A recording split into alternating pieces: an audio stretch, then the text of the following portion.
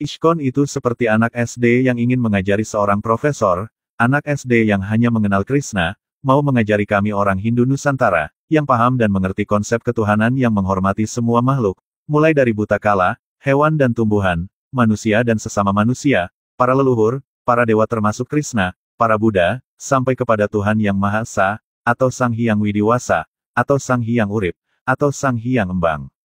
Salah satu film terkenal yang diperankan oleh Julia Roberts, yang berjudul Eat, Pray, Love, bercerita bahwa di Italia dia hanya bisa menemukan makanan yang enak, di India dia hanya bisa mendengarkan doa-doa yang indah, tetapi hanya di Pulau Bali dia bisa berjumpa cinta sejatinya.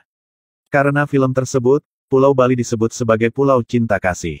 Kenapa Bali bisa mendapat julukan yang begitu indah? Tidak lain karena warisan ajaran leluhur Nusantara yang dijaga baik dan rapi di Pulau Bali selama ribuan tahun.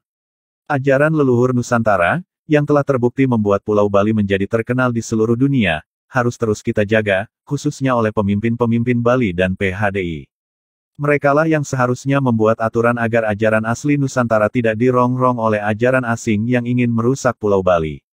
Mari kita belajar dari runtuhnya Kerajaan Majapahit, karena rajanya yang sangat terbuka dengan ajaran asinglah, yang membuat Kerajaan Majapahit runtuh.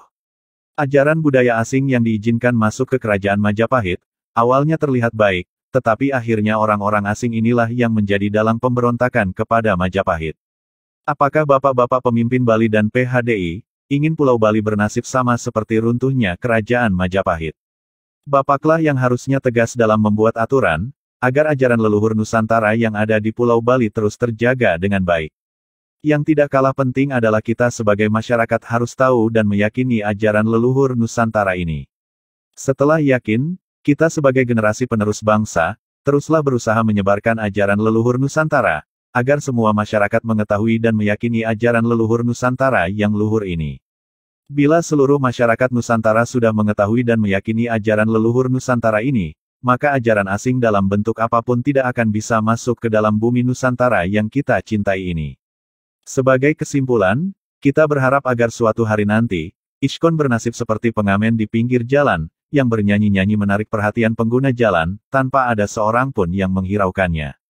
Kita semua tidak menghiraukannya, bukan karena kita membenci mereka, tetapi karena kita tahu dan yakin, ajaran leluhur Bali dan Nusantara, jauh lebih baik dan lebih sempurna dari apa yang mereka ajarkan, dan sudah terbukti selama ribuan tahun ajaran ini menjaga Pulau Bali, ajaran leluhur Nusantara yang membuat Pulau Bali dinobatkan sebagai Pulau Cinta Kasih. Salam Rahayu, Rahayu, Rahayu.